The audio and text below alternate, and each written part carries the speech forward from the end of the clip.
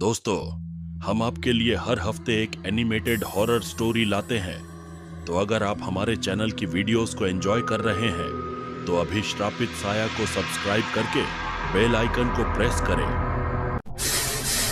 अचानक ट्रक एक झटका खाकर रुक गया था। आगे बढ़ती सड़क पर सन्नाटा फैल गया था और ट्रक की हेडलाइट्स अब भी उस वीरान काले रास्ते को टटोल रही थी। रणवीर ने हैंडल कसकर पकड़ा और झुंझलाते हुए नीचे उतर गया। महेश, जो बगल में सो रहा था, झटका लगते ही जाग गया और खिड़की से झांका। क्या हुआ रे भाई? अरे यार, लगता है कुछ फंस गया है नीचे, देखता हूँ। रणवीर और उसका साथी महेश दोनों उत्तर भारत के एक ट्रांसपोर्ट कंपनी के लिए ट्रक चलाते थे। लंबी दूरी की रात की ड्यूटी उनका रोज का काम था। उस रात भी वो एक पुराने जंगल वाले रास्ते से गुजर रहे थे जो हरियाणा और राजस्थान की सीमा को जोड़ता था। समय था रात के लगभग 2:30। चारों ओर घना जंगल और बीच में पतली टूटी फूटी सड़क। ट्रक के हेडलाइट्स के अलावा कहीं कोई रोशनी नहीं थी। रणवीर गाड़ी चला रहा था और महेश बगल वाली सीट पर ऊँघ रहा था। अबे, ये कौन सा रास्ता पकड़ लिया है तूने? ये तो बड़ा सुनसान है। अरे ये शॉर्टकट है, जल्दी पहुंच जाएंगे। डर मत, जंगल है, भूत नहीं। लेकिन शायद रणवीर को नहीं पता था कि इस जंगल में सिर्फ पेड़ नहीं रहते थे। अचानक ट्रक से एक अजीब सी घड़घड़ाहट की आवाज हुई और इंजन बंद हो गया। ट्रक वहीं रास्ते के बीचों बीच रुक गया। लो, कर लो बात, अभी सर्विस करवाई थी, ये क्या हो गया? रणवीर नीचे उतरा और बोनट खोलने लगा। महेश भी साथ उतरा, लेकिन उसका ध्यान अचानक दाहिनी ओर खिंचा। सड़क के किनारे झाड़ियों के बीच एक सफेद कपड़ों में लिपटी कोई औरत झुकी हुई बैठी थी। उसके बाल खुले थे और चेहरा ढका हुआ था। भाई भाई, ऊपर आजा जल्दी। क्या हुआ अब? रणवीर भाई, वहाँ कोई बैठा है, औरत है शायद, सफेद कपड़ों में, मगर हिल भी नहीं रही है। देखना। रणवीर ने देखा तो पहले हंसा, लेकिन जब उसने ध्यान से देखा तो वो आकृति बिल्कुल भी हिल नहीं रही थी। अरे, साया लग रहा है, मगर जो भी है उतरना जरूरी है। ट्रक स्टार्ट नहीं होगा तो अटक जाएंगे। महेश डर के मारे सीढ़ियां चढ़कर कैबिन में घुस गया और दरवाजा बंद कर लिया। रणवीर अब ट्रक के नीचे झुककर खराबे ढूंढने लगा। अंधेरे में टॉर्च की हल्की रोशनी में वो कुछ तार टाइट करने लगा। महेश ट्रक के कैबिन में चुपचाप बैठा था। उसकी नजरें अब भी वहीं अटकी थी जहां वो सफेद आकृति बैठी थी। पर तभी वो हिली। सफेद साड़ी में लिपटी वो परछाई एकदम झटके से खड़ी हो गई, जैसे किसी ने ऊपर से खींचकर उसे उठा दिया हो। उसकी हरकतें अजीब थी, बिल्कुल इंसानों जैसी नहीं थी। उसकी गर्दन एक तरफ अजीब ढंग से झुकी हुई थी, जैसे टूट चुकी हो। महेश की सांसें थम गई। वो उसे देख ही रहा था, तभी उसने अपना चेहरा उठाया। चेहरे पर काले बिखरे बाल जो आंखों से लेकर होठों तक झूल रहे थे। चेहरा नहीं दिखा, सिर्फ साया, और वो सीधा ट्रक की ओर धीरे धीरे बढ़ने लगी। कोई आवाज नहीं, पर उसके चलने से पेड़ के नीचे गिरी सूखी पत्तियां चरमराने लगी। हर कदम के साथ पत्तों की आवाज और भी करीब आती जा रही थी। भाई, ये क्या देख रहा हूँ मैं? वो जैसे आंखें झपकाना ही भूल गया, पर अचानक उस औरत ने महेश की ओर सीधा देखा, ऐसे जैसे वो समझ गई हो कि वो उसे घूर रहा है। और तभी उसकी चाल तेज हो गई।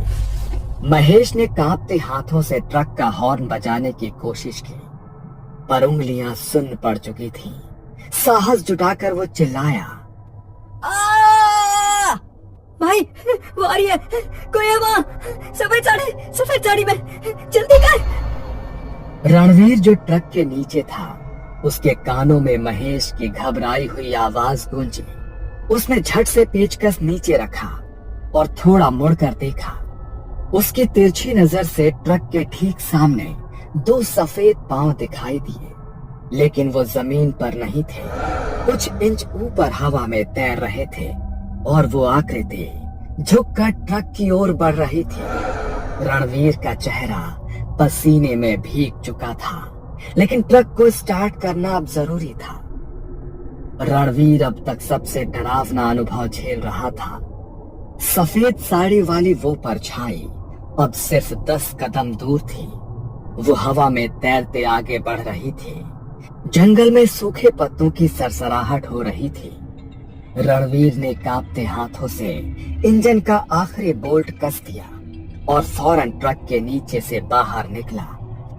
महेश, चाबी हुआ, इंजन चालू कर। महेश ट्रक के कैबिन में कांप रहा था, लेकिन उसने जैसे तैसे कांपती उंगलियों से चाबी घुमाई।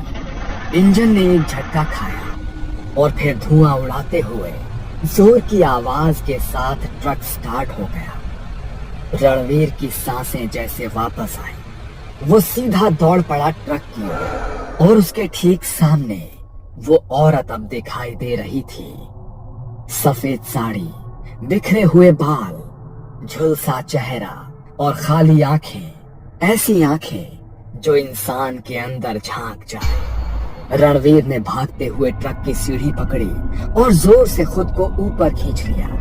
महेश ने एक झटके में गियर डाला और एक्सीलरेटर पूरी ताकत से दबा दिया। ट्रक जोरदार आवाज के साथ आगे बढ़ा। जब दोनों को लगा कि अब बच गए, रणवीर ने एक नजर पीछे डाली। ट्रक के शीशे से वो देखता है कि वो औरत अब सड़क के बीच खड़ी है और वो उनको ही देख रही है। देखते ही देखते उसकी गर्दन पीछे मुड़ गई, जैसे वो सामने से किसी को आते देख रही थी। भाई, ये क्या था? लेकिन जैसे ही रणवीर ने पलटकर महेश की तरफ देखा और 2 सेकंड बीते, वो औरत शीशे से गायब हो चुकी थी। दोनों ने एक दूसरे को देखा। सांसें अभी भी तेज थी, पर दिल को तसल्ली थी कि पीछा छूट गया। लेकिन नहीं, ट्रक तेजी से जंगल की सड़क पर दौड़ने लगा। दोनों की सांसें तेज थी और चेहरे पर पसीना। और तभी दोनों ने जैसे ही आगे देखा, सामने सड़क पर वही आकृति फिर से खड़ी थी, उसी सफेद साड़ी में, बिखरे बालों के साथ, ठीक उनके रास्ते के बीचों बीच। भाई, कहीं ये छलावा तो नहीं है? महेश ने जैसे तैसे गियर बदला और ट्रक आगे बढ़ा। रणवीर ने डर के मारे शीशे से देखना बंद कर दिया, पर सड़क अभी भी वैसी ही लग रही थी, एक सकरी अंधेरे में ढके, दोनों ओर सूखे पेड़ और हल्की धुंध। हर कुछ समय में वही सारे नजारे वापस आ रहे थे। वही मोड़, वही पेड़ और वही मोड़ पर खड़ी वो औरत। भाई, हम ये रास्ता पार कर चुके थे ना? हाँ, पर ये फिर से कैसे? सड़क बदल नहीं रही थी। उनके मोबाइल में भी कोई सिग्नल नहीं आ रहा था ताकि वो मैप देख सके। और जैसे ही ट्रक ने अगला मोड़ काटा, वो औरत फिर सामने, वही सफेद साड़ी, वही खुले बाल, लेकिन वो इस बार ट्रक के करीब आ रही थी, तेज तेज। उसके पैर अब हवा में नहीं थे, वो दौड़ रही थी। रणवीर ने झटके से हैंड ब्रेक खींचा और ट्रक को रोक दिया। महेश ने आंखें बंद कर ली। सामने अचानक कुछ नहीं था, चारों तरफ घुप सन्नाटा। फिर कुछ लाल बूंदें फ्रंट ग्लास पर गिरी। दोनों ने देखा, लाल रंग, खून की बूंदें। महेश, तूने भी देखा? ट्रक के ऊपर कुछ चल रहा है। ट्रक की छत पर भारी कदमों की आवाजें। कोई झुककर ट्रक को देख रहा था ऊपर से। रणवीर ने कुछ पल के लिए आंखें बंद की और कुछ बुदबुदाया।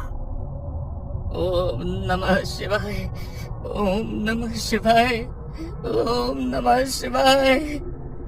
महेश भी धीरे धीरे हनुमान चालीसा बोलने लगा। तभी सब शांत। किसी ने मानो छत से छलांग लगाई हो। धप। महेश ने फिर ट्रक चालू किया। ट्रक अब धीरे धीरे आगे बढ़ रहा था। आगे पीछे कुछ दिखाई नहीं दे रहा था, बस वही टूटी सड़कें, वही मुड़े हुए पेड़ और पीछे अंधेरे में कहीं गायब होती वो सफेद साड़ी वाली परछाई। रणवीर और महेश दोनों का चेहरा पीला पड़ चुका था। आंखें नींद से नहीं, डर से लाल थी।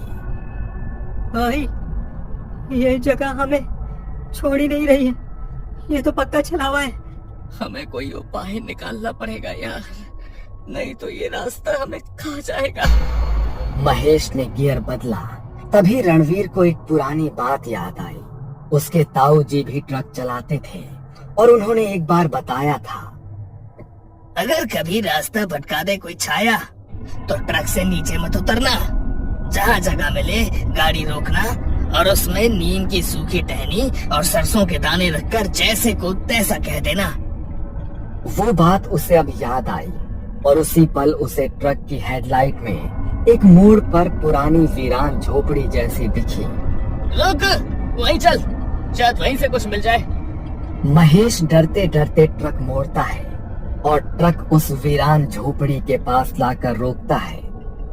चारों ओर अजीब सा सन्नाटा, जैसे जंगल भी सांस रोके हो। रणवीर ने जेब से नींबू और हल्दी की एक छोटी थैली निकाली। ट्रक ड्राइवरों के बीच ये आम बात है, वो अक्सर बुरे समय के लिए रखते हैं। महेश वहीं ट्रक के अंदर माला पकड़कर हनुमान चालीसा पढ़ने लगा। रणवीर झोपड़ी के आसपास गया और उसे एक नीम का सूखा पेड़ दिखा। उसने नीम की टहनी तोड़ी और ट्रक के बगल में एक छोटी लोहे की थैली में सरसों के दाने रखकर चलाया। वो टहनी बीच में रखकर जोर से बोला, जिसे जो चाहिए वो ले ले, पर रास्ता छोड़ दे। अब तू भी चला जा और हमें भी जाने दे। उसके शब्द जंगल में गूंज उठे और उसी पल हवा थम गई। महेश ने फिर से ट्रक शुरू किया। हेडलाइट तेज जलने लगी, मानो बिजली वापस लौट आई हो। पर तभी ट्रक के पीछे कड़कड़ की आवाज आई, जैसे कोई नाखूनों से मेटल को खुरच रहा हो। रणवीर दौड़ते हुए ट्रक में चढ़ा और दरवाजा बंद किया। पीछे देखा, वही औरत, चेहरा झुलसा हुआ, आंखें अब काली और बालों से खून टपक रहा था। वो अब ट्रक के पीछे खड़ी घूर रही थी। भाई, बचा ले, बचा ले। रणवीर ने महेश को हटाया और खुद ड्राइविंग सीट पर बैठा। इंजन फड़फड़ाया। एक बार स्टार्ट नहीं हुआ, दो बार भी नहीं, तीसरी बार जैसे किसी अदृश्य ताकत ने धक्का दिया हो। ट्रक स्टार्ट हो गया। वो दोनों चिल्लाते हुए, जय बजरंगबली। रणवीर ने क्लच छोड़ा और ट्रक पूरी ताकत से उस झोपड़ी वाले मोड़ से बाहर निकला। पीछे देखा, वो औरत अब उसी जगह खड़ी थी, पर एक जलती हुई आग की रेखा उसे ट्रक के पास आने से रोक रही थी। रणवीर ने थके गले से कहा, चलावा वहीं बंद किया है, कुछ तो सही किया है हमने। अगली सुबह जब दोनों आगे एक ढाबे पर पहुंचे और वहां चाय पीते हुए होश में आए, तो ढाबे वाले बुजुर्ग से पूछा, भाई, उस जंगल के रास्ते पर कोई औरत दिखती है क्या?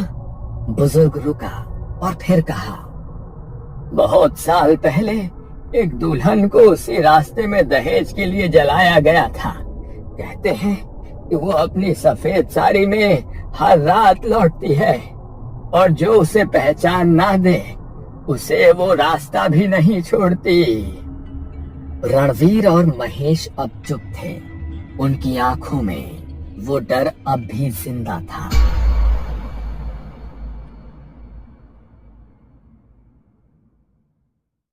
हमारे चैनल श्रापित साया को अभी सब्सक्राइब करें क्योंकि हम हर हफ्ते ऐसे एनिमेटेड हॉरर स्टोरी लाते रहते हैं